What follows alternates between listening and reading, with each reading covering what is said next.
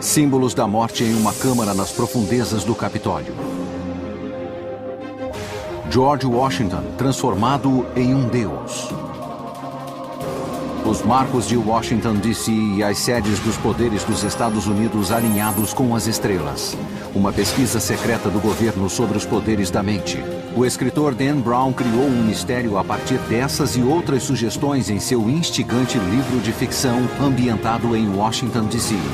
Quando separamos os fatos da ficção, surgem os segredos. Desvendando o símbolo perdido. Distribuição PlayArt, versão brasileira, Sérgio Moreno. Washington, D.C. Uma cidade de segredos e intrigas. É o cenário perfeito para O Símbolo Perdido, de Dan Brown. O livro nos leva aos lugares ocultos da cidade, raramente vistos, e penetra em uma sociedade secreta misteriosa. Mark Rivera, PhD e escritor. Eu já li sobre esses tipos de assuntos e os estudei detalhadamente, e não são nada além de fantasia, mas interessam aos adeptos das teorias da conspiração, e Dan Brown certamente tem lido esse tipo de bibliografia. Mas será que Dan Brown está nos dizendo a verdade? Ou Al Washington de seu livro é mais um personagem de ficção? Iremos agora explorar as páginas de O Símbolo Perdido para separar os fatos da ficção. Capitólio dos Estados Unidos, a pedra angular. Na obra, o Capitólio dos Estados Unidos está no centro de um grande mistério. É onde o protagonista, o professor Robert Landon, inicia sua busca e onde nós iniciamos nossa investigação. O professor Landon conta aos seus alunos que o projeto do Capitólio teve suas raízes na maior e mais antiga sociedade secreta, a maçonaria. Fato, um maçom eminente foi o grande pivô do projeto. O primeiro presidente americano, George Washington. Dennis Pogg, diretor de Mount Vernon. Washington merece mais crédito pela localização e pelo projeto da capital. Dr. Ronald Ritchie, historiador do Senado. Ele aprovou os projetos, decidiu que seriam usados, que o prédio deveria ser de pedra e não de tijolo. Um outro fato mencionado no livro é que a localização do Capitólio foi escolhido por um francês, o arquiteto e urbanista Pierre L'Enfant. Isso também é verdade. Acho que o plano original era um dia podermos superar a Inglaterra em todos os aspectos e que tudo começaria lá. Mas, entretanto, Washington, D.C. era coberta por campos de tabaco. E os diplomatas britânicos ganhavam um adicional por trabalhar aqui, pois as condições eram precárias no início. E quando L'Enfant tentou imaginar como a cidade seria, disse que parecia um pedestal, à espera de um monumento. E, apesar de não ter projetado o Capitólio, escolheu o local para ele, e Washington concordou que o Capitólio deveria ser construído lá.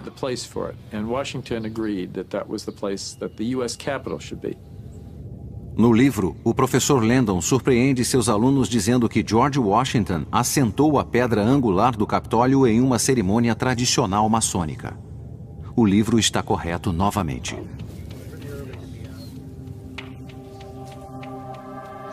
Na manhã do dia 18 de setembro de 1793, o presidente Washington levou um grupo ao local e, usando um avental de estranha aparência, comandou os eventos do dia. Foram apresentados artigos maçônicos tradicionais como milho e frascos de óleo e vinho.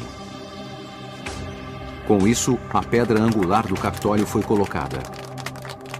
O que não está no livro é o fato de que hoje essa pedra está desaparecida. A placa é tudo o que resta. As origens maçônicas do edifício estariam escondidas? Na última década, várias pessoas que trabalhavam no Capitólio levaram detectores de metal ao porão para tentar encontrar a placa metálica que indicaria onde a pedra angular está. Mas elas nunca a encontraram. E isso nos leva a uma suposição, a de que durante a construção, em 1960, quando toda a ala leste do Capitólio foi retirada, eles podem ter destruído a pedra original sem perceber que ela estava lá. Talvez nada tenha sido ocultado, mas e quanto aos outros segredos que Brown menciona em seu livro? Existe um arquiteto no Capitólio que tem acesso irrestrito aos lugares secretos e salas ocultas? Sim. Existem cerca de 500 salas no Capitólio e poucas pessoas a conhecem. Só quem tem acesso a todas as salas é o arquiteto do Capitólio, responsável por preservar e proteger o prédio. No livro, o arquiteto do Capitólio circula através de uma série de passagens subterrâneas ocultas. Isso é possível? Devido à imagem do Capitólio ser tão forte na mente das pessoas, não puderam fazer nada para mudar exteriormente o prédio. Apenas o subsolo poderia ser mudado. São 4 andares sob o local onde o George Washington assentou a pedra angular. Há escritórios do Senado, Congresso e um imenso centro de visitantes.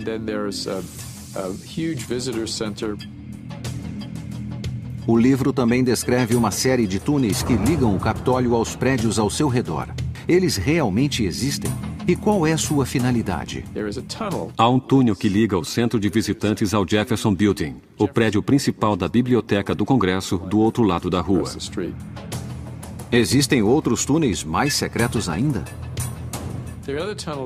Os outros túneis que cortam o subsolo do Capitólio são de vapor, de água e onde passam os serviços públicos. Há também corredores para a circulação. Do prédio do Senado a um dos prédios do Congresso, há um sistema de metrô que liga o Capitólio aos outros prédios. No livro, o professor de simbologia vai ao Capitólio para dar uma palestra. Ao invés disso, faz uma descoberta aterradora: uma mão humana cortada. Landon descreve como essa mão, adornada com várias tatuagens simbólicas, faz lembrar a lendária Mão dos Mistérios, uma espécie de convite ou chave para desvendar os mistérios antigos. Esse ícone existe.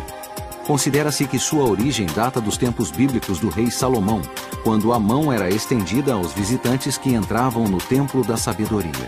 Segundo a lenda, a mão tinha o poder de ressuscitar os mortos, se as suas tatuagens fossem decifradas. Mas essa mão possui conexões com a maçonaria ou é apenas um instrumento hábil e doentio usado pelo vilão do livro? A Mão dos Mistérios era bizarra. Alice Von Cannon, escritora e historiadora.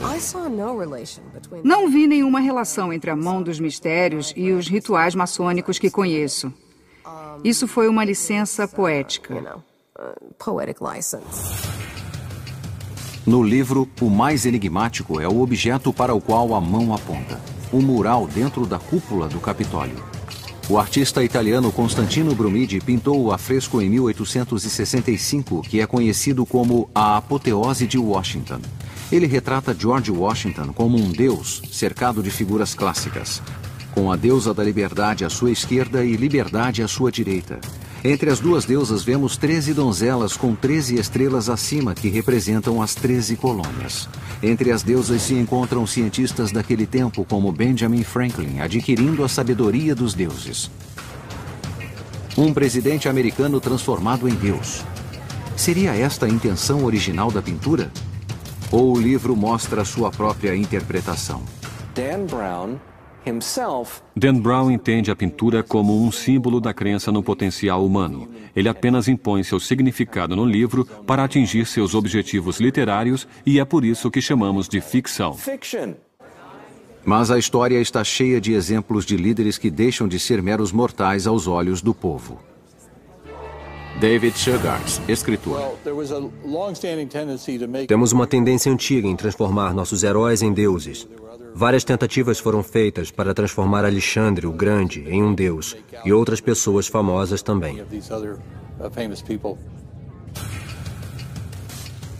Talvez a pintura apenas retrate a reputação da qual Washington gozava entre os americanos da época. Mas o mesmo não pode ser dito sobre as outras figuras ao seu redor. Ele está acompanhado por 13 virgens. E é claro que há uma história por trás disso, porque o artista, Brumidi, chamou mulheres da noite para pousar como virgens. O professor de Dan Brown deixou esse fato de fora de sua história.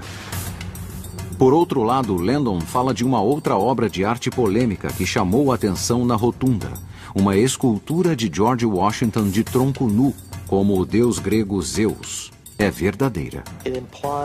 Ela sugere que Washington desempenhava um papel muito importante na sociedade americana. James Reese, diretor de Mount Vernon. Sempre que os pais fundadores estavam em situações difíceis e tinham de escolher uma pessoa como líder de todos os líderes, era George Washington. E o povo da América sabia disso. Nunca houve um presidente tão amado por tantas pessoas na América do que George Washington.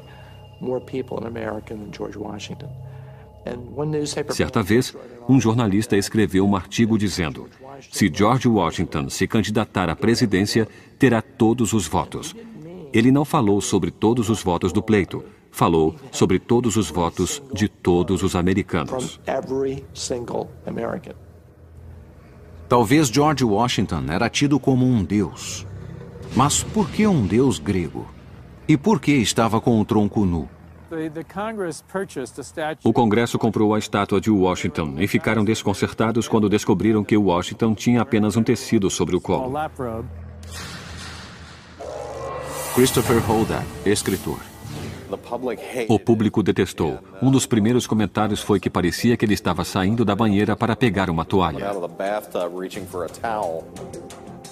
Nathaniel Hawthorne disse que nem a mãe de Washington o teria visto nu.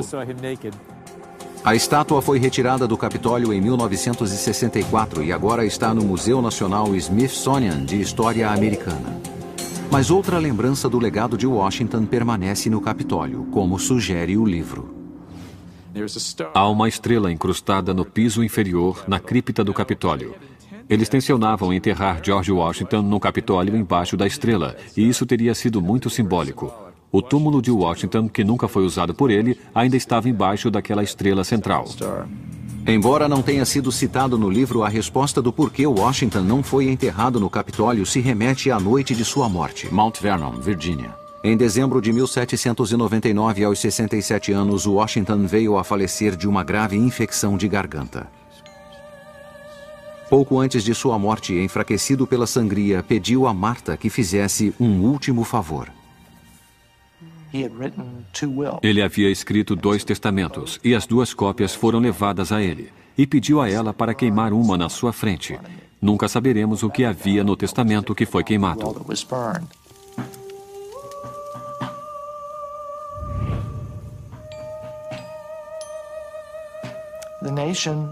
A nação ficou em choque.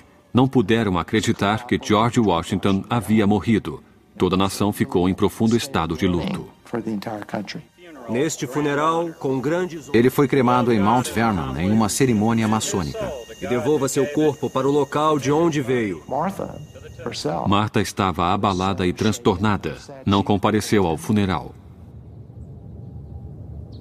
As opiniões diferem quanto ao local onde Washington queria ser sepultado, no Capitólio ou em Mount Vernon. Washington queria ser sepultado em seu túmulo em Mount Vernon. Essas foram suas instruções. Ele planejava ir para o túmulo no Capitólio. Mas, infelizmente, Martha morreu, e a promessa não foi cumprida. Não conseguiram construir o túmulo a tempo. Martha Washington então morreu, e os herdeiros de Washington decidiram que iriam desrespeitar a decisão de Martha. Seu último desejo ainda é um mistério. Seus restos podem não estar no prédio do Capitólio, mas sua influência ainda é visível. A irmandade a qual ele pertencia ainda existe nos dias de hoje. A maçonaria, uma sociedade secreta ou uma sociedade com segredos? Em O Símbolo Perdido, Dan Brown descreve os maçons como a sociedade secreta mais poderosa do país. Estamos em toda parte. Poucas organizações podem afirmar que 14 presidentes foram seus membros. O livro descreve uma sala maçônica privada dentro do prédio do Capitólio. É chamada de Câmara de Reflexão. Isso é verdade? Tal sala existe? Ou o livro distorceu a verdade para causar um efeito dramático? A Câmara de Reflexão é real. Há lojas ao redor do mundo que as têm. Nos Estados Unidos, apenas algumas. Mesmo assim, não agem do modo amável como Dan Brown as descreve. Mas este é o modo tradicional. Aqui os membros meditam em solidão entre símbolos do tempo e da morte. Um crânio para lembrar os homens de sua mortalidade e igualdade, sal para representar o corpo, mercúrio a alma e enxofre o espírito. Em algumas obediências maçônicas, você é colocado na câmara e pedem para que escreva seu testamento para que contemple sua própria mortalidade. Perturbador? Talvez para os não iniciados, mas os maçons veem isso de modo diferente. A finalidade não é assustar o candidato, é abordar o tema da mortalidade, que seu tempo na Terra irá terminar, que é curto. Então, enquanto estamos aqui, concentre-se no que é importante na sua vida. A Câmara de Reflexão no livro de Dan Brown é apresentada como se os maçons tivessem uma em alguma parte de seu escritório, ou talvez em sua casa. E isso não é verdade. Essas câmaras de reflexão estão escondidas nos porões do Capitólio, como o livro descreve? Há vários níveis desde o sótão até os porões. O que estão vendo é um filme do arquivo verdadeiro. Nos porões, como é apresentado no livro, eles não existem mais. Eles foram demolidos para a construção do Centro de Visitantes do Capitólio, inaugurado em 2008. Alguém as usou para propósitos particulares, maçônicos ou outro qualquer? Há salas nos porões do Capitólio, mas não sei se foram usadas pelos maçons. Portanto, as câmaras de reflexão existem, mas a presença delas no Capitólio, no livro de Brown, é ficção. No livro, um aluno descreve a maçonaria como uma religião, mas o professor Landon discorda. Ele afirma que eles não tentam converter pessoas e que, na verdade, são proibidos de discutir religião. Vá à loja e você pode achar alguma coisa de seu interesse, pois os maçons não recrutam, então dependemos de outros meios. Traga o candidato para a Câmara. Além disso, ao contrário das afirmações dos vilões do livro, o dinheiro não o coloca no alto escalão da maçonaria. O funcionamento real é o seguinte: alguém se torna um maçom regular nos primeiros 3 graus. Depois essa pessoa passa para os outros graus do rito escocês, do 4º grau ao 32º grau. Mas não se pode comprar a passagem para o 33º grau, principalmente pela via expressa mencionada no livro. Eu recrimino Dan Brown por ter dito isso. Em O Símbolo Perdido, Dan Brown descreve vários rituais maçônicos. Enquanto alguns elementos foram baseados em fatos, as cerimônias verdadeiras são mantidas em segredo.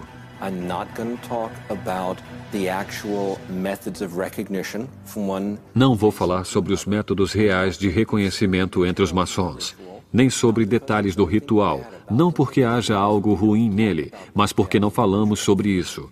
É preferível fazê-lo fora das vistas, confidencial e privadamente. A recriação do ritual foi realizada com o auxílio de um outro mestre maçom para o melhor entendimento de seus métodos.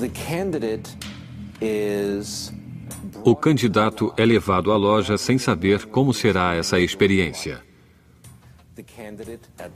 O candidato não vê a loja porque está vendado. Como parte do ritual, ele é levado para um passeio pela loja, dentro de um certo padrão.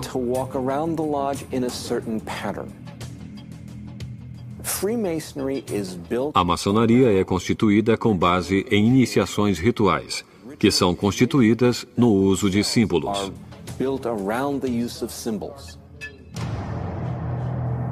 Os rituais acenam às origens maçônicas. O significado do ritual maçônico é claro, mas é preciso entender que foi criado por pedreiros que assentavam tijolos, os quais foram os arquitetos de sua época.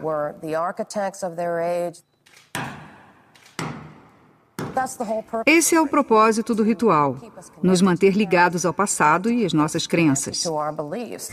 Segredos e símbolos da morte, assustadores ou apenas mal interpretados. No livro, o vilão bebe vinho em um crânio. Os maçons fazem isso? Os candidatos bebem em um crânio. Digamos que isso aconteça. Minha resposta é: e daí? A cerimônia descrita em O Símbolo Perdido era, na verdade, feita por uma organização dissidente, o Rito Escocês, datado do século XIX. É o ritual Cernô. O livro é uma publicação que expõe o ritual que ocorreu em grande parte dos 2 últimos séculos, e é nisso que Dan Brown se baseou. Não é o ritual realizado hoje no rito escocês na região sul. A única coisa assustadora sobre o ritual é que foi tirado de contexto. A minha garganta será cortada? E se eu quebrar meu juramento, eles vão me abrir e arrancar meu coração? Isso é só dramatização. No livro, um estudante se refere aos estranhos rumores que cercam os maçons. Esta é a mais pura verdade. Brent Morris, escritor e maçom. Essas pessoas devem ter poder e influência, porque eles são muito bons para guardar segredos.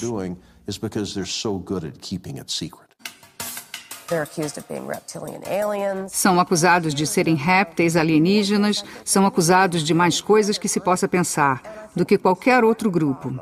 Acho que parte do problema é porque o ritual é mantido em segredo. Parte do problema é que até recentemente os maçons não reagiam a esse tipo de coisa, então se tornaram ótimos alvos. No livro, um maçom fala sobre a importância de guardar seus segredos, mesmo sob a ameaça de morte. Isso é verdade. O cumprimento da palavra no século XXI é uma coisa especial. Temos muitos reality shows nos quais o sucesso está em não se cumprir com a palavra, em apunhalar o outro pelas costas, em não manter suas coalizões.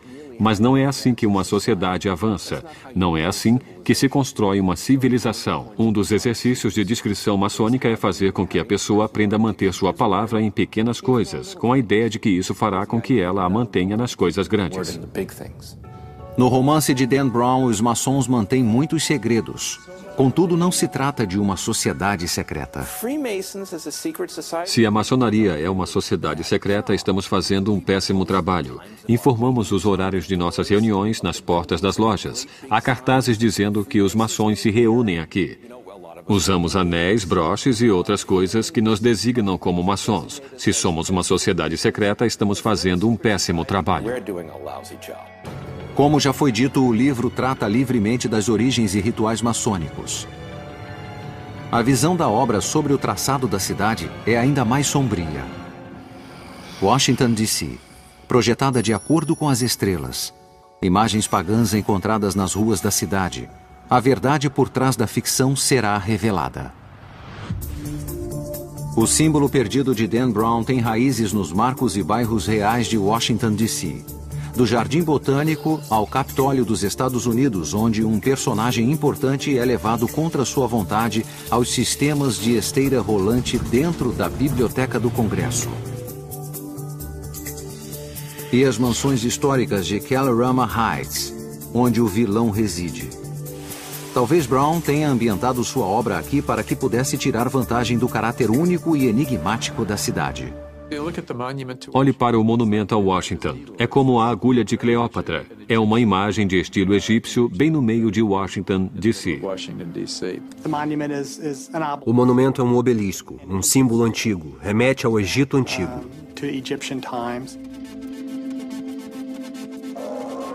Douglas Weber, escritor. Em termos simples, é um símbolo fálico gigante. Tem relação com o Sol, o masculino. O livro afirma que o monumento a Washington tem uma ponta de alumínio onde está escrito Laus Deo, em latim, louvado seja Deus. Isso é verdade, mas ninguém pode vê-la. No topo havia uma ponta grande de alumínio, que era muito valioso. O monumento foi terminado em 1886 e naquela época deveria ser de ouro. Brown também escreve que muitos dos pais fundadores praticavam a antiga arte da astrologia. Isso é outro fato. Robert Hieronymus, PhD e escritor. Benjamin Franklin era astrólogo. No almanaque do pobre Richard, pode-se ver suas previsões sobre o tempo ou sobre pessoas. Thomas Jefferson tinha livros sobre astrologia em sua biblioteca. A obra está correta. Nossos pais fundadores viam a astrologia como uma conexão entre o mundo e a esfera celestial.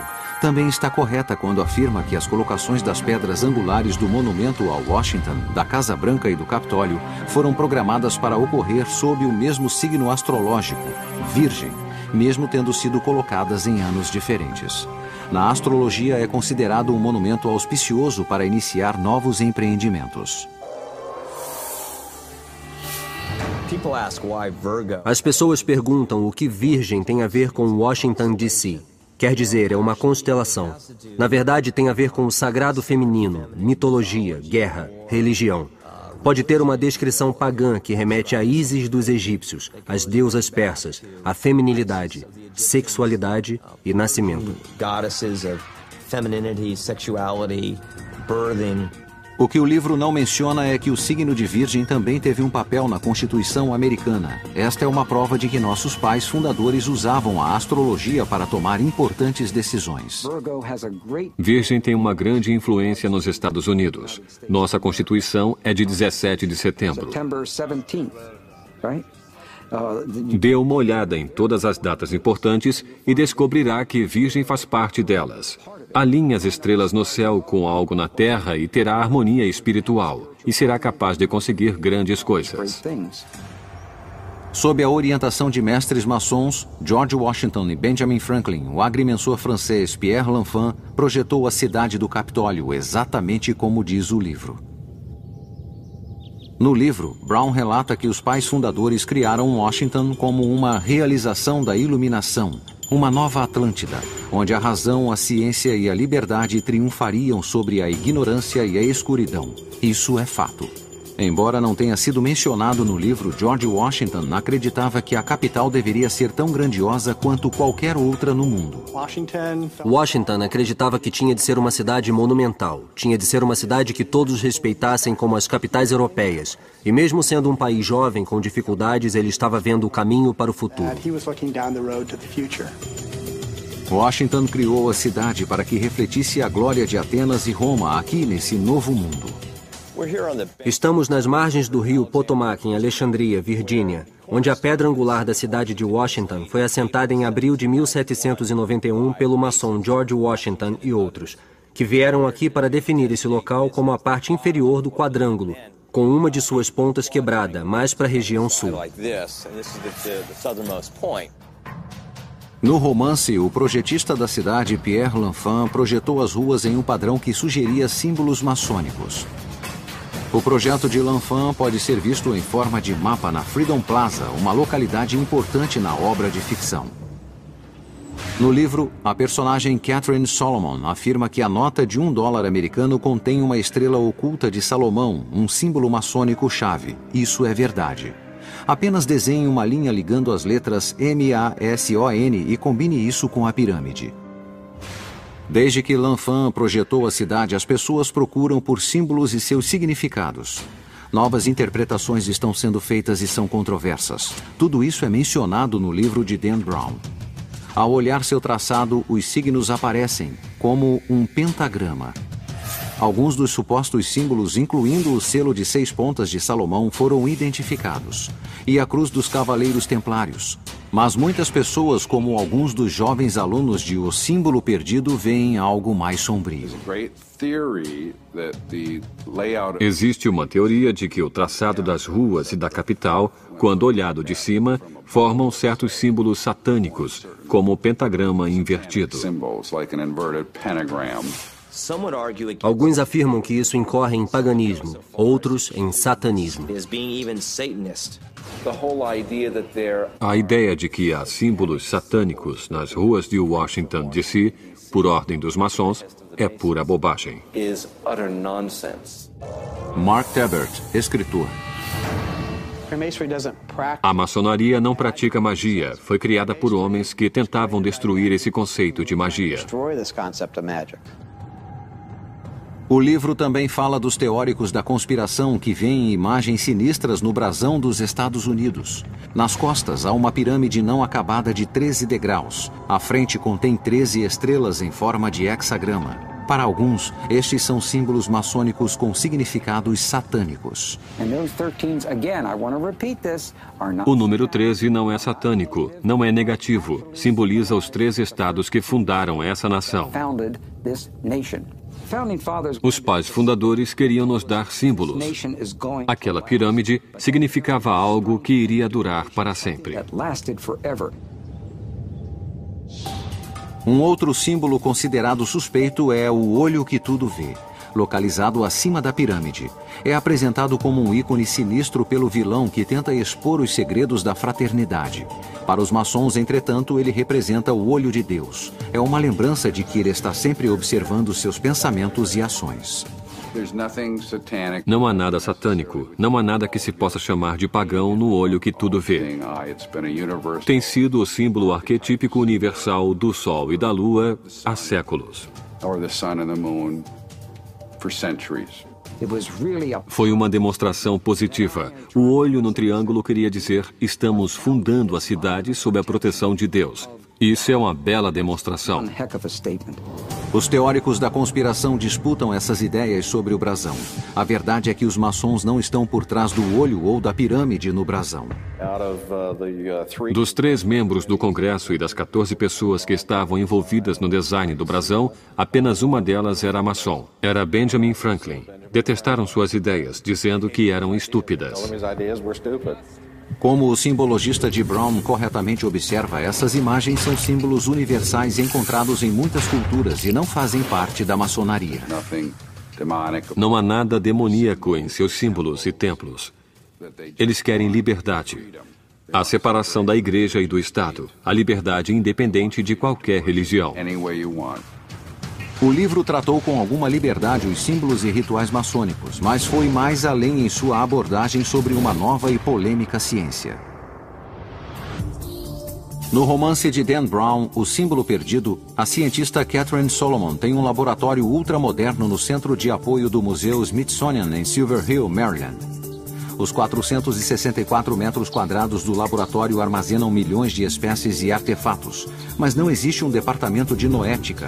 Esta parte do livro e a cientista de Brown são ambos ficção. Mas existe um laboratório real localizado do outro lado do país, nas colinas do norte da Califórnia. Dentro do Instituto de Ciências Noéticas, os pesquisadores conduzem estudos sobre as possibilidades da mente humana. No mundo real, a equivalente à personagem de ficção de Brown é Marilyn Shillitz. Em toda a história e culturas, as pessoas dizem ter capacidade para usar suas mentes ou a consciência para influenciar o mundo físico.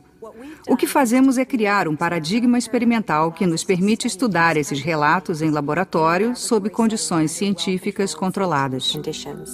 Apesar de Dan Brown nunca ter visitado o instituto, sua personagem ficcional faz experimentos semelhantes.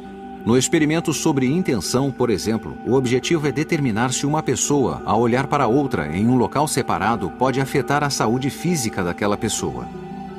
O sujeito é conectado a um equipamento de eletrocardiograma em uma sala isolada, revestida de chumbo. Parecida com o cubo isolado usado no laboratório ficcional de Dan Brown, esta sala é à prova de som e isolada das ondas de rádio, então não há como trapacear. As imagens no monitor são intercaladas aleatoriamente entre a do sujeito e a do observador. Toda vez que o rosto do sujeito aparece, o observador tenta enviar pensamentos positivos e curativos.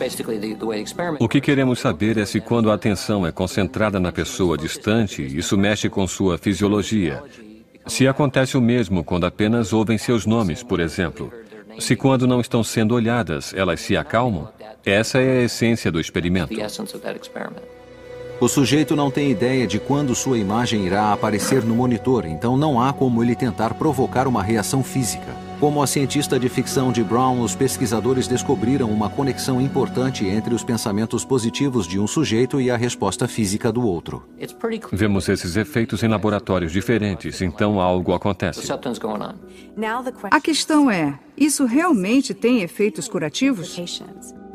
O mais impressionante é que esse efeito parece acontecer sem nenhuma conexão física. Se não há um sinal e nada partiu de algum ponto, deve haver mais alguma coisa. O que podemos pensar sobre isso é que nossa ideia de espaço na conexão entre duas pessoas não é completamente correta. Embora o livro não mencione, esse conceito tem dominado a ciência ocidental desde o século XVII, quando o filósofo e matemático francês René Descartes fez um pacto com a igreja para evitar perseguição. A igreja disse, tudo bem, vamos deixar você fazer ciência. Não vamos considerá-lo um herege, mas vamos fazer um trato. Você estuda os aspectos físicos e deixa os aspectos da alma e da consciência conosco. Ainda estamos vivendo sob o legado dessa negociação política, segundo o qual a ciência acredita que a única área relevante e válida para se pesquisar são os aspectos físicos materiais. Um experimento não mencionado no livro sugere que podemos ser capazes de enxergar o futuro. O sujeito é conectado a um aparelho de eletroencefalograma enquanto usa óculos e fones de ouvido com LEDs especiais. Os LEDs piscam e um tom de áudio toca em um padrão aleatório, acionando uma reação fisiológica. Eles veem uma luz ou ouvem um tom em momentos aleatórios. Não sabem quando, nem eu sei. O computador decide quando isso vai ocorrer. De acordo com o Dr. Radin, os testes mostraram que o corpo reage antes de a luz piscar e de os tons de áudio tocarem. É como se o corpo estivesse enxergando o futuro em uma fração de segundo. Eu uso o termo pressentimento como um pressentimento, ao contrário de uma pré-cognição. No livro, Brown sugere que se isso pode parecer impossível, muitos dos avanços científicos de hoje também pareciam inimagináveis para os pais fundadores. Para a ciência, isso era loucura, há cerca de 100 anos. Não havia ação à distância e ponto. Duas coisas só podiam interagir se houvesse proximidade entre elas. A mecânica quântica e a relatividade mudaram isso. No mundo de O Símbolo Perdido, quanto mais se sabe, mais se quer ocultar. Em um momento crítico na obra, a vida de um personagem eminente está por um fio. Para se salvar, ele pergunta a um estranho: não haverá esperança para o filho da viúva? A frase é de verdade um sinal secreto de perigo da maçonaria.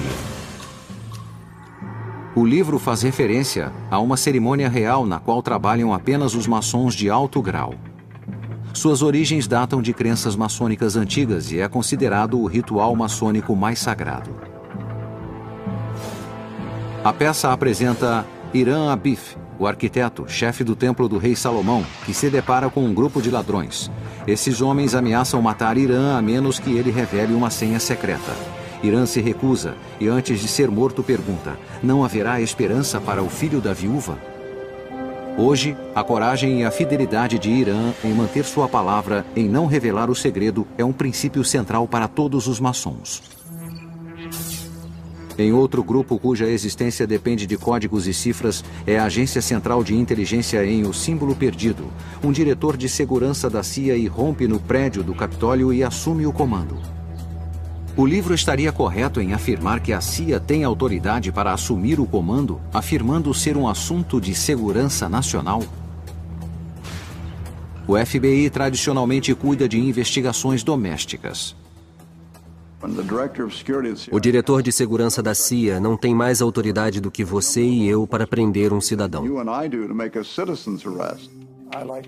Peter Ernst passou 35 anos na CIA trabalhando em operações secretas pelo mundo. O que ele considera verdade no livro é o uso de mensagens codificadas pelos personagens. Códigos e cifras eram muito importantes na CIA. Todo o nosso tráfego de informação entre os agentes e a central era codificado.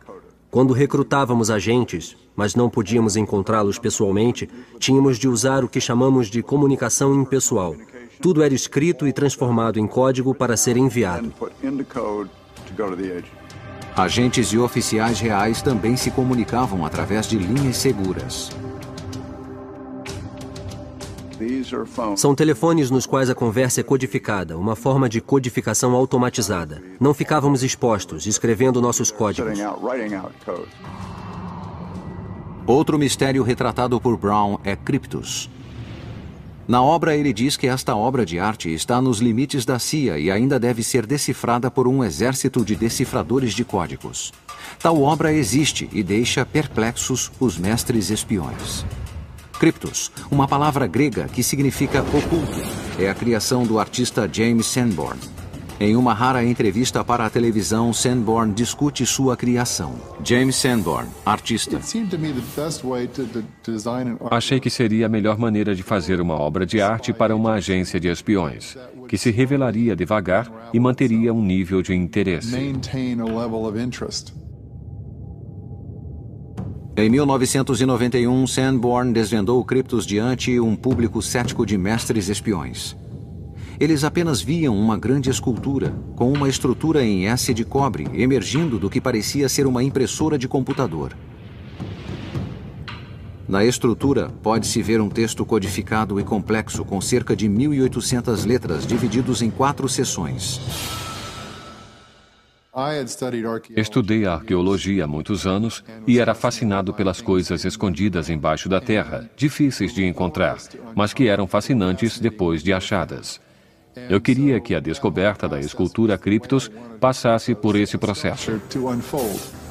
Cryptos contém um enigma dentro de outro enigma que apenas será solucionado depois de que as 4 partes tenham sido decodificadas.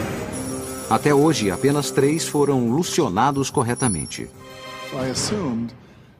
Eu supunha que os primeiros segmentos fossem descobertos em questão de dias, no máximo semanas. Na verdade, levaram 9 anos. Quando eu estava na agência, conversei com outros contratados e um disse: "Você sabia que eles vêm aqui com radares de penetração no solo de nêutrons? Depois de tudo pronto, usam esse equipamento radioativo para tentar olhar o solo nessas áreas." Se a pista se refere a algo enterrado no solo, ninguém sabe. E Sanborn não dirá nada.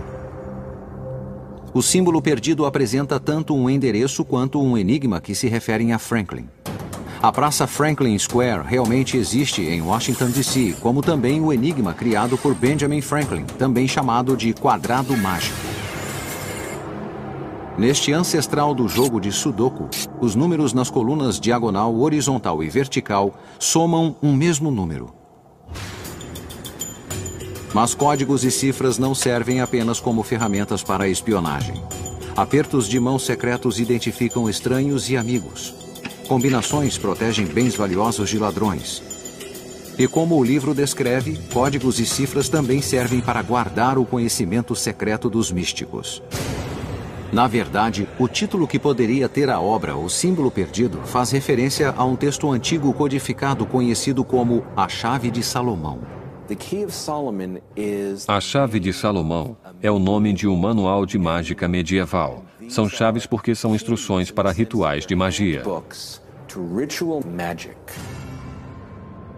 No passar dos anos, muitas pessoas afirmam ter decifrado os códigos e dominado os segredos da magia negra de Salomão. No livro, o vilão de Dan Brown é inspirado por Aleister Crowley, um homem que afirmou ter decifrado os segredos da Chave de Salomão. Esse homem realmente existiu. Aleister Crowley, uma das figuras mais famosas dos rituais de magia no século XX, foi descrito corretamente. O propósito disso é obter poder. Ele deseja e tem como objetivo tornar-se um deus do mal dos demônios. Ele quer fazer isso com o poder que espera obter observando os rituais.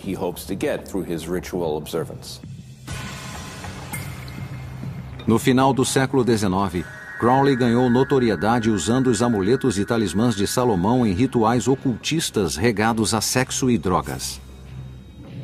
Crowley também viajou o mundo fazendo palestras e escrevendo livros detalhando os seus segredos místicos e astrológicos. Oficiais da igreja consideravam Crowley um herege e o rotularam de o homem mais vil do mundo.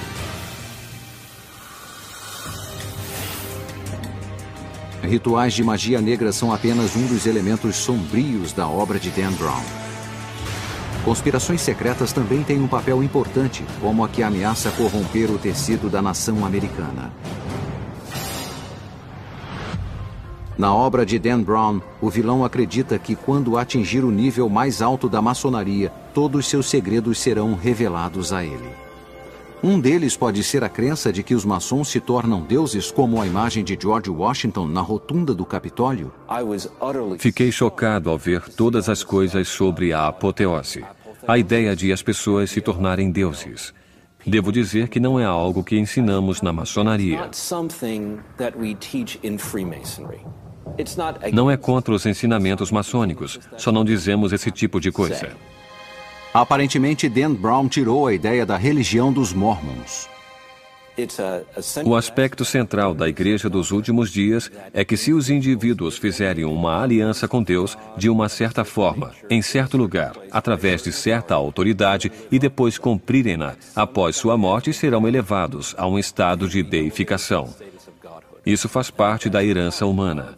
Deus diz isso quando diz que eu os torno co-herdeiros de Cristo.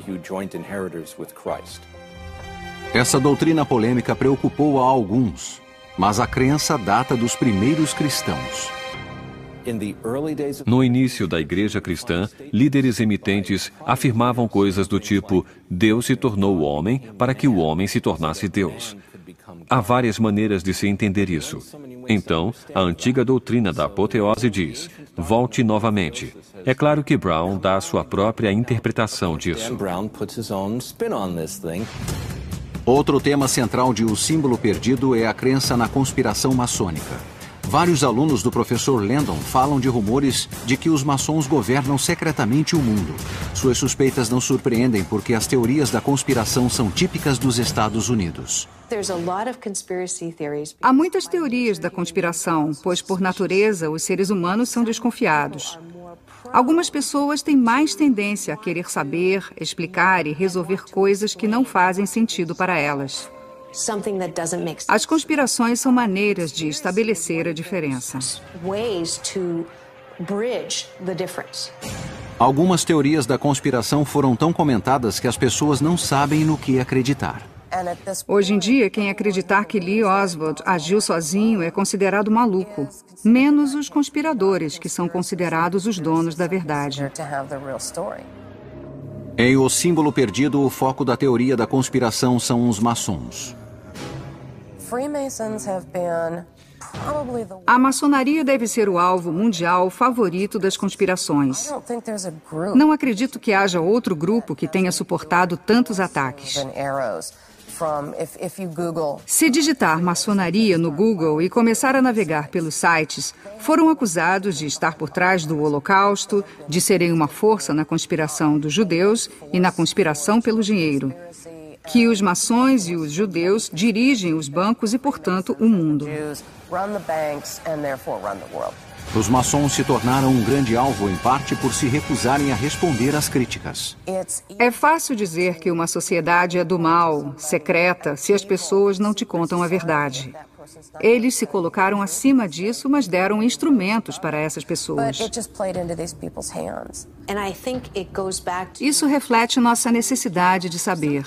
Se algo nos é mantido em segredo, combinado com nossa inclinação a ver o lado negativo antes do positivo, vamos desenvolver uma história negativa sobre o que não entendemos. Quando ouvimos algo negativo sobre um maçom, a coisa explode. Vamos dizer que o maçom é a encarnação do demônio. Na obra, o professor Landon se lembra dos anos em que escrevia sobre as ricas tradições dos maçons. Também reconhece que foram acusados de adoração do demônio e de conspirar a favor de um governo mundial.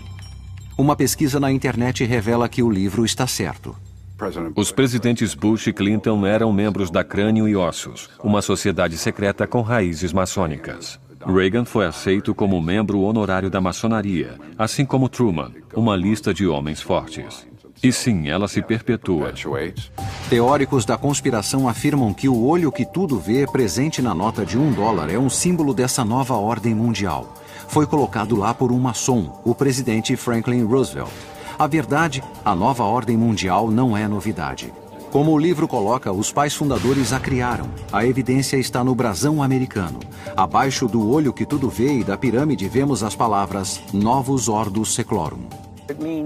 Significa a nova ordem do mundo. Isso é importante porque o novo mundo é uma república, uma forma representativa de governo, não uma monarquia, que era a antiga ordem.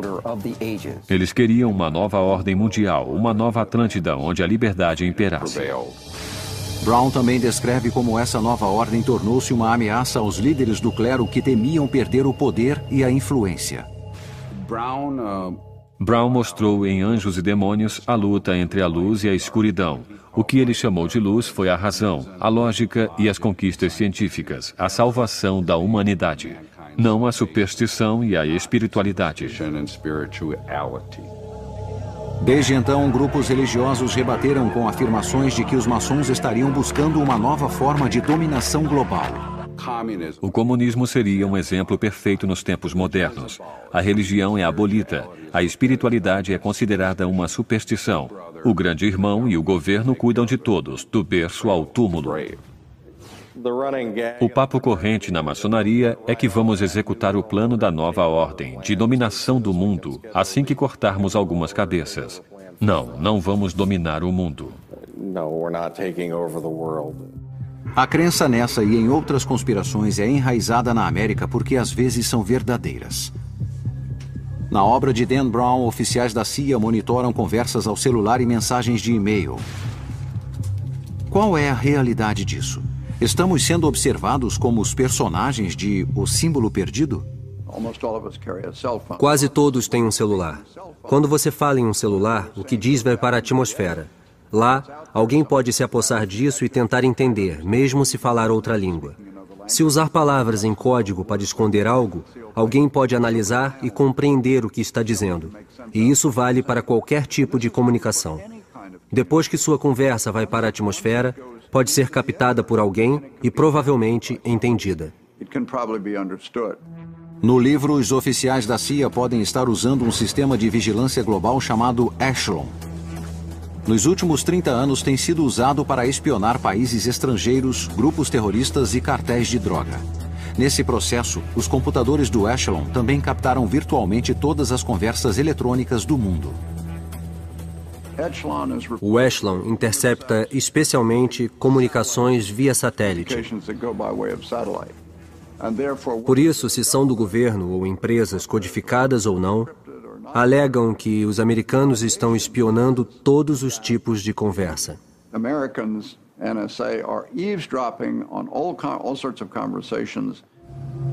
No passar dos anos, o sistema Echelon tem sido acusado de espionar não apenas os inimigos. Durante a Guerra do Vietnã, o sistema Echelon espionou protestos contra a guerra. Nos anos 90, vários governos europeus reclamaram que o Echelon estava sendo usado para a espionagem econômica. Essa reclamação foi negada pela CIA. Eu afirmo que quando era ativo na agência, nunca nos mandaram nem aceitamos ordens para captar informações de empresas privadas com a finalidade de informar alguma empresa privada daqui. As conspirações surgem dos segredos e das suspeitas, e ninguém esteve mais no centro das discussões polêmicas do que os maçons.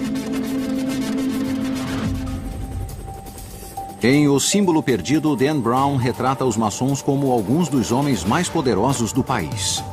Isso é verdade? O fato é que 14 dos ex-presidentes americanos eram maçons conhecidos, quase um terço do total. Além disso, pelo menos 35 dos membros da Suprema Corte, bem como incontáveis congressistas, se comprometeram a manter os juramentos maçônicos. Entre os membros recentes do Congresso estão o senador Trent Lott, do Mississippi, os deputados Eric Cantor, da Virgínia, e Joe Wilson, da Carolina do Sul. É impressionante o quanto a maçonaria afetou a história e quantos grandes nomes se envolveram como membros da fraternidade. No livro, Brown retoma as raízes da maçonaria, também chamada de a arte, cujos primeiros membros eram pedreiros das construções de grandes catedrais da Europa. O que o livro não menciona é que para construir essas obras de arte arquitetônicas, os maçons precisavam conhecer os métodos científicos mais avançados da época, como a física, a geometria e a matemática. Essa ligação íntima, tanto com a religião quanto com o poder secular, possibilitaram aos maçons desenvolver uma perspectiva única. A maçonaria não está interessada em dogmas porque não é uma organização religiosa, não tem credo ou fé. É um meio de as pessoas que têm dogmas, credos ou fé se reunirem como seres humanos e irmãos. O grupo adotou como símbolos as ferramentas e a terminologia do seu ofício. O símbolo universal é composto de um compasso e um esquadro. Os membros são considerados aprendizes ou mestres. As reuniões são realizadas em lojas, palavra originada das construções temporárias que os pedreiros faziam em seus locais de trabalho. No livro, o professor é levado ao memorial maçônico a George Washington. Esse lugar existe? Sim, É um edifício de 101 metros de altura construído em Alexandria, Virgínia. Foi construído nos anos 20 para homenagear George Washington, que era o mestre maçom da loja local. No livro, o professor Landon iguala os maçons a uma corporação moderna, pois ambos ocultam seus métodos e rituais secretos. A maçonaria não é uma sociedade secreta, é uma sociedade com segredos. Se todos conhecessem os apertos de mão e as palavras secretas, poderiam tirar vantagem da fraternidade, e isso tem prejudicado o grupo há mais de 200 anos. No livro, Brown afirma que muitos dos pais fundadores dos Estados Unidos eram da maçonaria. Brown está correto. Esses homens e seus ancestrais vieram da Europa, onde a sociedade fora destruída pela guerra religiosa. Estavam determinados a não cometer os mesmos erros no novo país. Para muitos dos fundadores, a maçonaria era uma parte importante de sua vida, uma continuação dos ideais de iluminação. Foi a Era da Razão. Era crucial tirar a sociedade dos tempos antigos e colocá-la no que pensavam ser um caminho melhor para o futuro. Hoje, nos Estados Unidos, considera-se a liberdade de expressão como a pedra angular da Constituição, mas no século XVIII tal afirmação poderia causar a morte. Isso obrigou os maçons a se reunirem secretamente em tabernas e porões. Maçons falando em democracia, autodeterminação e liberdade de expressão poderia ser considerado uma ameaça à aristocracia, ao poder da igreja. O livro mostra que os pais fundadores pretendiam estabelecer um novo país sob os princípios dos avanços científicos, não dos dogmas religiosos. Isso também é verdade. Mas a maioria desses homens era deísta, como o romance descreve? As crenças religiosas dos fundadores eram geralmente deístas. Eles acreditavam que havia um Deus, mas não precisavam necessariamente adotar nenhuma religião. É por isso que, segundo o romance, foi criado um dos princípios básicos americanos: a separação entre a Igreja e o Estado. O livro também menciona que a busca por uma nova sociedade iluminada pelos maçons não foi tarefa fácil. Outros grupos, como os Cavaleiros Templários e os Rosa Cruzes, tinham ideias semelhantes, mas foram esmagados por grupos religiosos poderosos. O livro também comenta que durante séculos na Europa, líderes poderosos da igreja afirmavam falar em nome de Deus e exigiam adesão aos seus princípios e crenças. Grandes cientistas e pensadores como Isaac Newton e Leonardo da Vinci foram forçados a esconder seus trabalhos ou seriam rotulados como hereges. Isso é verdade. Os que discutiram várias teorias científicas, como o que acontece fora do nosso planeta, perderam suas vidas. Alguns deles foram queimados. O romance também acerta quando mostra que os maçons rejeitam dogmas religiosos. Só é preciso acreditar em um poder supremo, não em um Deus específico. A maçonaria incentiva o homem e sua fé, mas não que o homem imponha sua fé aos outros. Eles dizem basicamente o que os fundamentalistas odeiam, que há vários caminhos para se chegar no mesmo lugar. Essa ameaça se tornou realidade quando a Declaração da Independência foi assinada em 1776. Ao declarar a independência, esses homens arriscaram tudo por um novo conceito chamado liberdade. O sonho havia se tornado realidade. E em 1787, muitos dos princípios básicos maçônicos se integraram à Constituição dos Estados Unidos.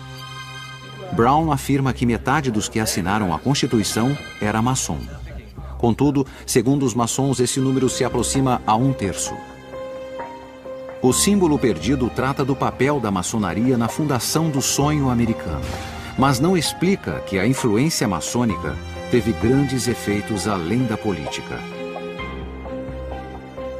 Branch Rickey, dono de um time de beisebol de primeira divisão, contratou o primeiro jogador afro-americano, Jackie Robinson. Um ícone da literatura, Mark Twain, escreveu Tom Sawyer e Huckleberry Finn, e John Glenn foi o primeiro americano a orbitar a Terra. Infelizmente, também existiram as ovelhas negras da maçonaria, como o traidor Benedict Arnold, o polêmico diretor do FBI, J. Edgar Hoover, e até mesmo o cruel ditador comunista Joseph Stalin pode ter sido maçom. Sua ligação com os corredores do poder fez com que muitos pensassem que os maçons tinham segredos sinistros. O fato de os maçons buscarem uma missão e um sistema de crenças superior não impediu a ação de seus inimigos. A batalha entre a luz e a escuridão estava prestes a começar. O vilão em O Símbolo Perdido tem como alvo os maçons. Entre eles estão os homens mais poderosos do país. É possível derrubar uma sociedade tão poderosa? A descrição associada à maçonaria alimentou as suspeitas e o medo entre os leigos desde a fundação do país. Acredita-se que os maçons tenham algum tipo de influência sobre outros membros que transcende sua obrigação para com a família e o Estado. Então a maçonaria é um grupo sombrio e subversivo que faz coisas ruins. Mas nem sempre foi assim. No início da Revolução Americana, muitos maçons se alistaram. O fato de a maçonaria ser importante na vida de Washington, de ele ter assentado a pedra angular do Capitólio como maçom, chamou muita atenção para a maçonaria e a tornou muito popular. Sua popularidade, entretanto, significou uma ameaça aos líderes religiosos preocupados com as crenças deístas dos maçons. No livro, Dan Brown descreve como as pessoas desenvolveram uma imagem deturpada da maçonaria. Isso é verdade. Com o tempo, uma rajada de acusações alimentou os medos de muitos não-maçons que pensavam no que realmente acontecia dentro dos templos maçônicos. O vilão do livro é movido por suspeitas como essa.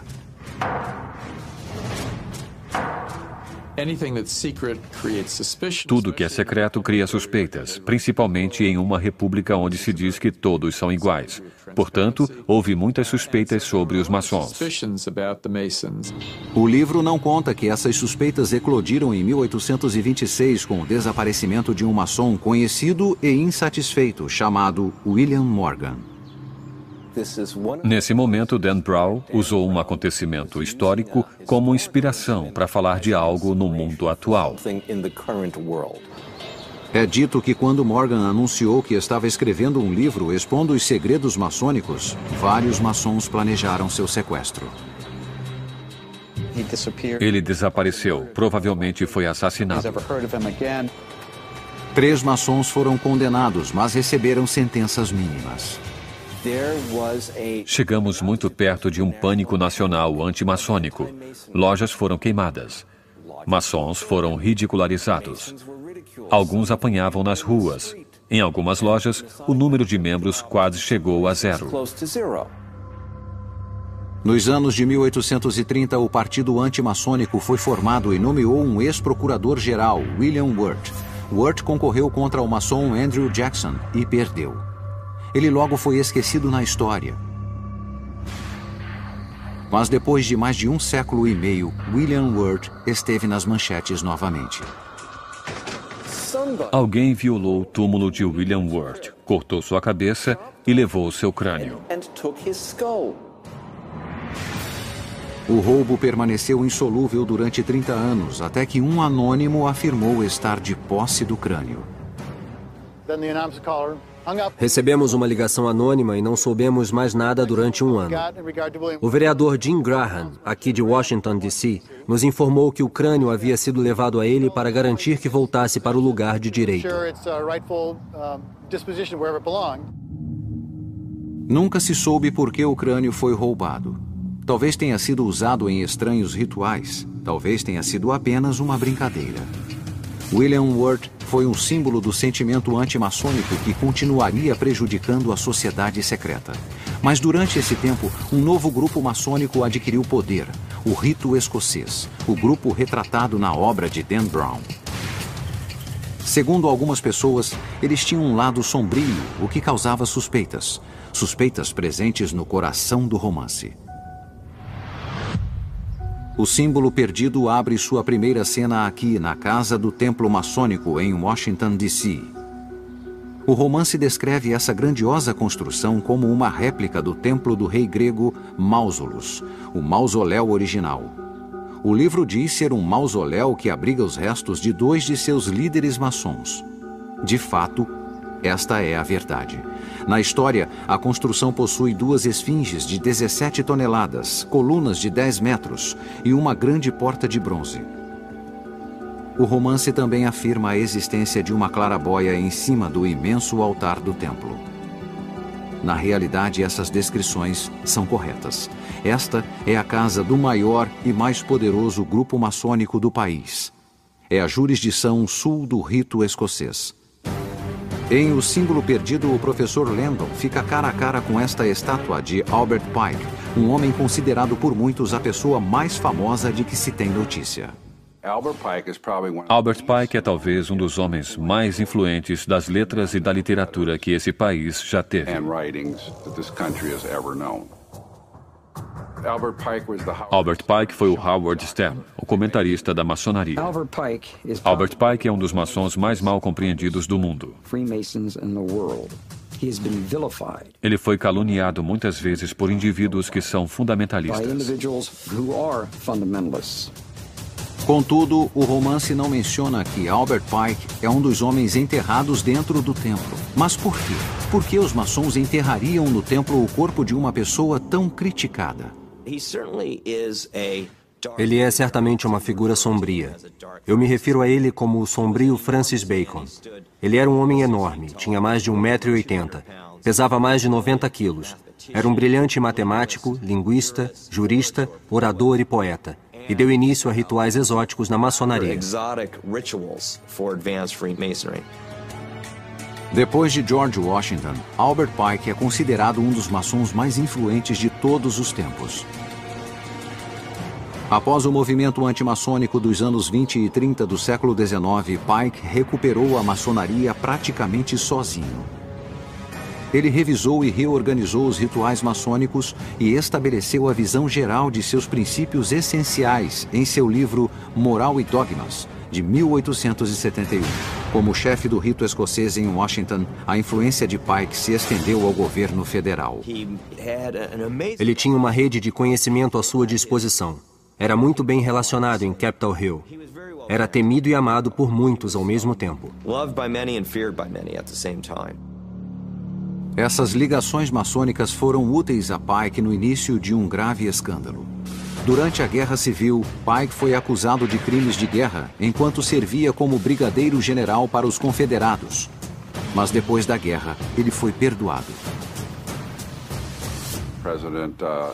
O presidente Andrew Johnson lhe concedeu total perdão em Washington, D.C. durante uma cerimônia maçônica.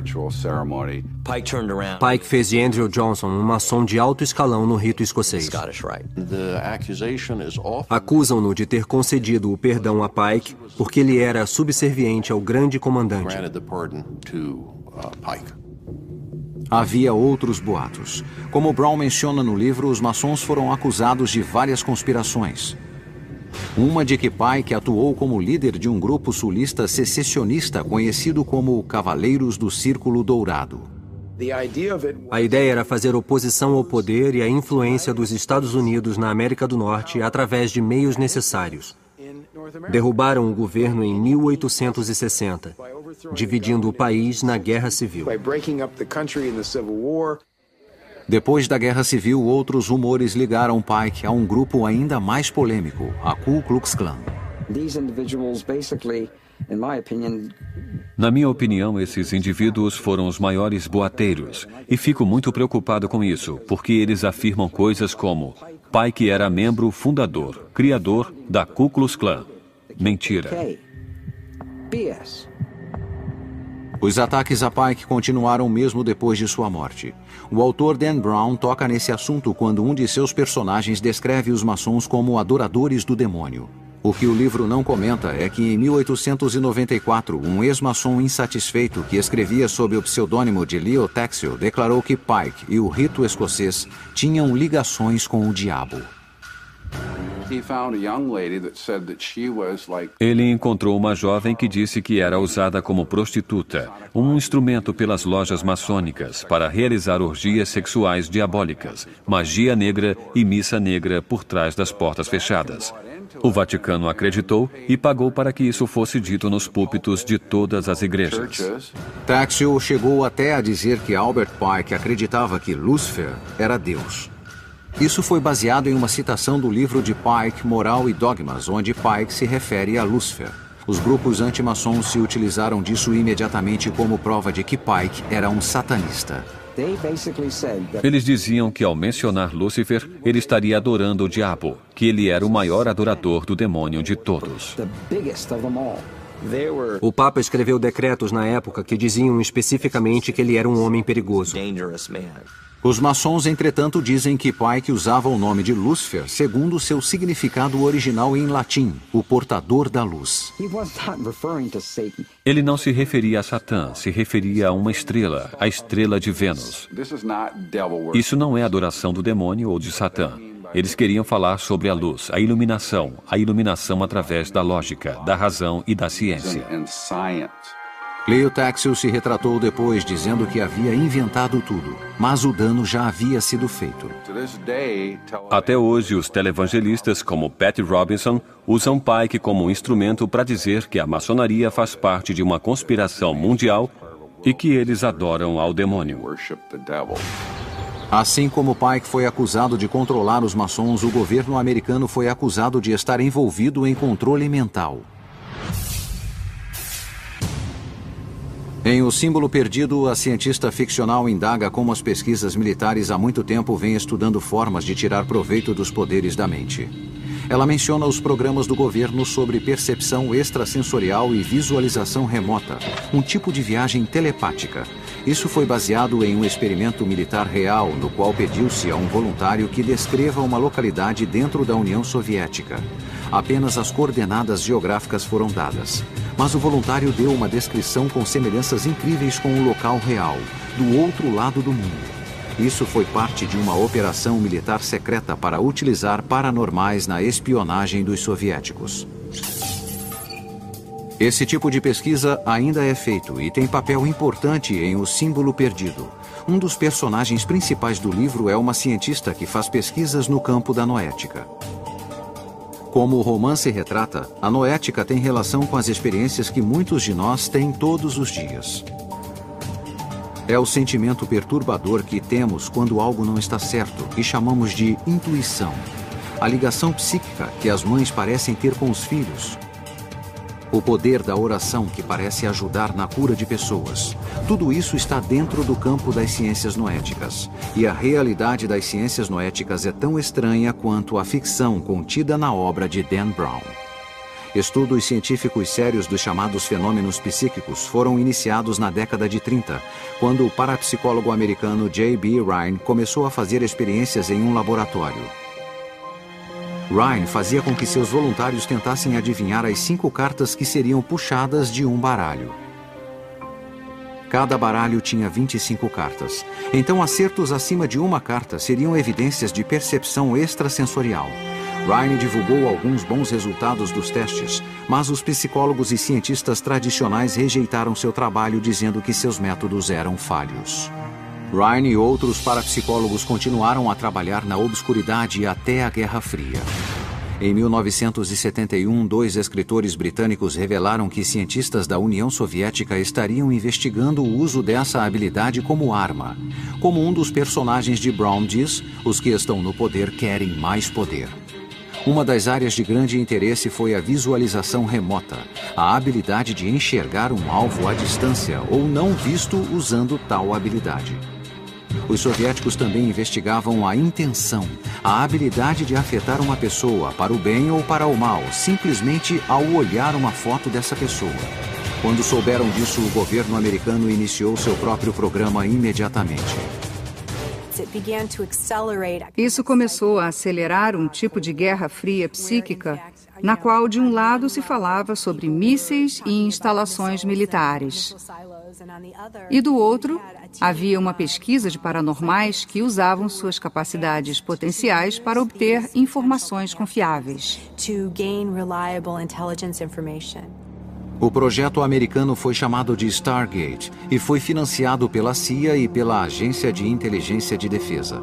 A cientista noética do livro traça conexões entre seu trabalho e o programa Stargate.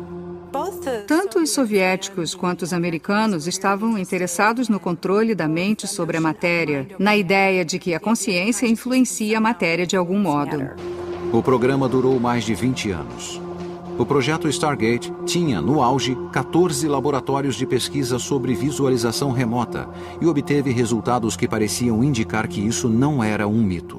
Sabemos que há casos em que os voluntários foram capazes de dar descrições muito precisas de sítios militares secretos do outro lado do planeta.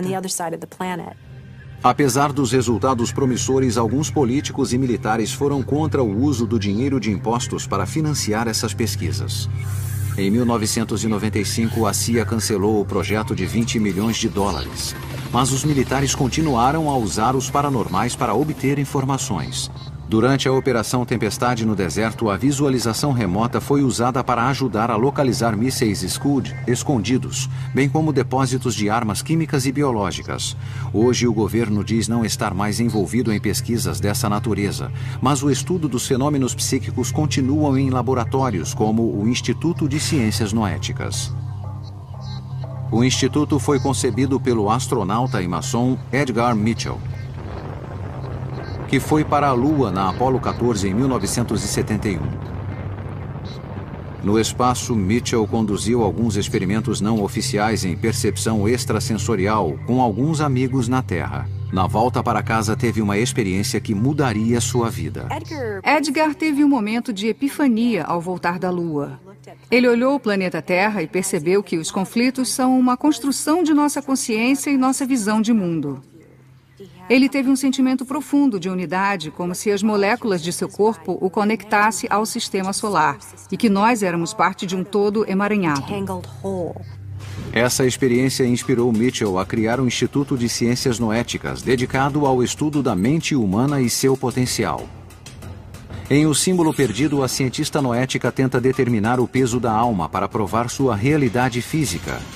Isso tem base em experimentos reais. No início, os cientistas tentavam medir a consciência ou a alma através de experimentos nos quais tentavam medir e pesar o corpo antes e depois da morte, com a ideia de que estariam pesando a alma. O peso da alma não é mais considerado um resultado confiável. As pessoas estão tentando desenvolver pesquisas sob a noção de que a consciência pode ser mais do que apenas algo físico. A cientista da obra acredita que suas pesquisas mostram que os fenômenos psíquicos, como a telepatia, a clarividência, a pré-cognição e o controle da mente sobre a matéria são reais, assim como os pesquisadores aqui do Instituto de Ciências Noéticas. Quando verificamos todos os dados de cada um dos experimentos, encontramos evidências estatísticas fortes de que não há apenas um efeito real, mas ele é repetido.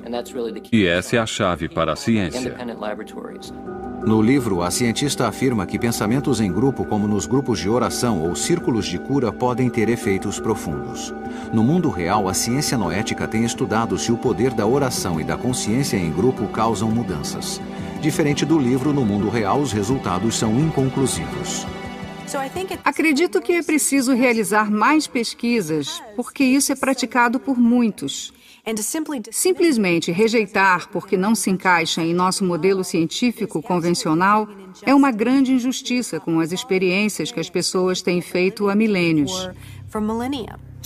Então, a ciência do livro de Dan Brown pode estar anos-luz à frente das ciências noéticas da realidade. Onde mais os fatos não confirmam a ficção? Como pode ser visto, Dan Brown construiu sua ficção em um mundo de fatos e possibilidades. Câmaras de reflexão existem, mas não no porão do edifício do Capitólio. O governo financiou pesquisas sobre o poder da mente, mas não no Instituto Smithsonian. A mão cortada foi baseada em uma lenda real. E é verdade que o Capitólio dos Estados Unidos possui um mural onde George Washington é retratado como um deus. Também vimos que as descrições de Dan Brown de uma Washington oculta são baseadas em pessoas, locais e fatos reais. A cidade possui referências a antigas civilizações. O templo do rito escocês existe. Ele tem 2 esfinges de 17 toneladas na frente e uma pirâmide não acabada no topo. No interior, há realmente um enorme templo com uma claraboia que nos remete ao olho que tudo vê, da nota de $1.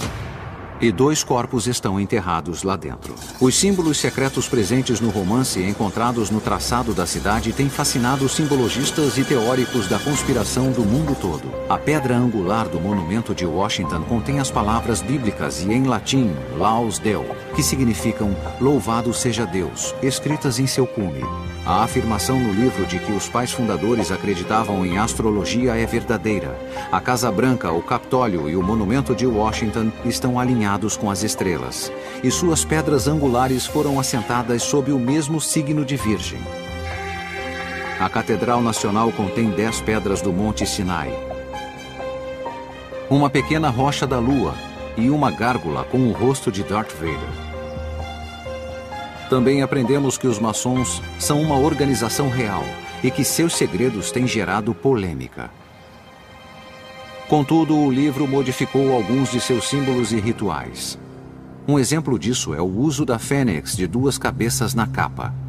O símbolo maçônico verdadeiro é uma águia de 2 cabeças. Coloque as mãos para frente, desse jeito. Um outro símbolo maçônico mencionado, mas não retratado no livro, é a cadeia de união. Esse ritual simboliza a união da mente, do espírito e do corpo por todo o universo, a transformação da unidade na totalidade. Essa cerimônia utiliza o poder da consciência em grupo para conseguir mudanças. Quando se tem muitas pessoas concentradas em um ritual específico que o viram ser executado centenas de vezes antes pela perspectiva da ciência noética, poderá haver mudanças.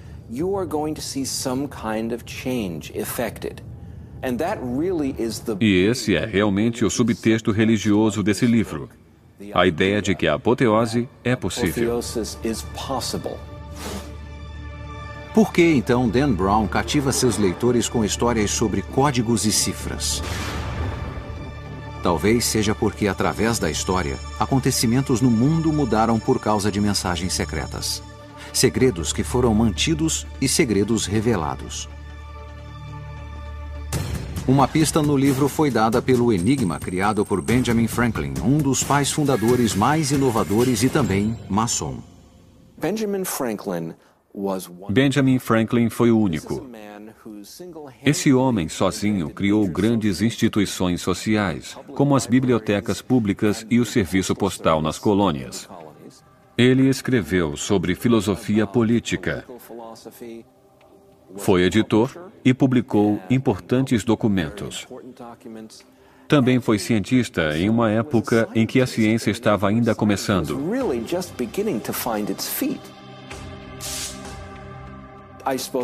Não deveria me surpreender por ter se engajado na matemática recreativa, como a ordem 8 do quadrado de Franklin. Criar quadrados mágicos não é fácil. Fez também uma indústria caseira para eles. Você pode encontrar o quadrado de Franklin em um dos seus almanaques. Estamos falando de um gênio multifacetado e estadista. Não foi mencionado no livro que George Washington quase foi destruído por uma conspiração secreta. Durante a guerra, o general americano Benedict Arnold quase perdeu a guerra por trabalhar com agentes britânicos. Seu esquema foi descoberto apenas quando as forças americanas capturaram um oficial britânico que levava um bilhete escrito em código com tinta invisível. No livro, Dan Brown escreve sobre a lenda da pirâmide maçônica e seu papel na proteção dos mistérios antigos. Brown afirma em O Símbolo Perdido que os maçons são os últimos portadores dos mistérios antigos, o que é, em parte, verdade. As tradições da maçonaria vêm de várias fontes diferentes. Entre tais fontes estão os escritos de pensadores como Isaac Newton e Francis Bacon, bem como livros sagrados que incluem a Bíblia, o Alcorão e o Bhagavad Gita. Dan Brown está historicamente correto nisso. Havia muitas religiões misteriosas na Grécia, em Roma, no Egito. Qual era o pensamento das religiões misteriosas? Sem fazer piada, isso é um mistério. No livro, Brown descreve sobre o imenso poder positivo de transformação da Bíblia, mas também adverte sobre a interpretação literal de sua prosa escrita em código. Os pais fundadores da América insistiram na separação entre a Igreja e o Estado. Foi por isso que os maçons retiraram todos os dogmas religiosos de seus rituais e crenças. O romance relata que Thomas Jefferson reeditou a Bíblia para eliminar interpretações. E essa é uma informação verdadeira. Ele levou 16 anos. O que ele fez foi retirar linha após linha da Bíblia de tudo o que Jesus disse. Era só isso que ele queria, o que Jesus disse, não dos outros intérpretes. Entretanto, o símbolo perdido está errado em afirmar que a Bíblia de Jefferson era dada a todos os novos membros do Congresso durante a primeira metade do século XIX. Isso aconteceu no século XX. Um tema importante do livro é a ideia de transformação. O vilão de Brown usa tatuagens como uma declaração de poder. Na câmara de reflexão, uma ampulheta simboliza o efeito transformador do tempo, e uma cientista noética discute a capacidade da mente transformar células cancerosas em saudáveis. No livro de Dan Brown, fala-se sobre a transformação de duas formas. Uma é um tipo de fanatismo muito exclusivo. Ele leva a uma consequência negativa. Podemos pensar no nazismo como um movimento de transformação. Por outro lado, podemos olhar as tradições espirituais do mundo e ver que esses tipos de transformações podem levar ao florescimento do potencial humano.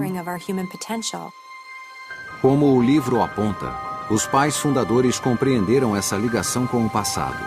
Juntos construíram uma nação, uma nova Roma, construída sobre essas crenças.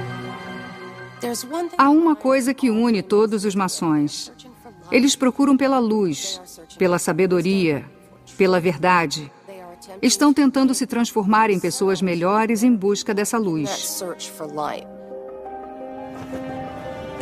Como vimos, o romance usa alguns fatos reais na criação de uma grande obra de ficção, mas também que o mundo real pode ser tão fascinante quanto o imaginário.